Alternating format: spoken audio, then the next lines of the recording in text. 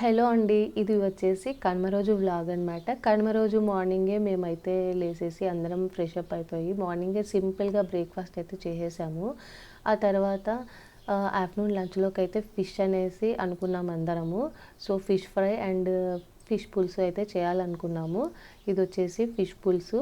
తర్వాత ఈ ఫిష్ పులుసు అండ్ ఫిష్ ఫ్రై వచ్చేసి మీకు తర్వాత నెక్స్ట్ పోస్ట్ చేస్తానండి. రెసిపీస్ వచ్చేసి తర్వాత పోస్ట్ చేస్తాను. ఆఫ్టర్‌నూన్ వచ్చేసి మేము మంచిగా లంచ్ అయితే ఫిష్ పులుసు అండ్ ఫిష్ ఫ్రై అయితే తినేసామండి.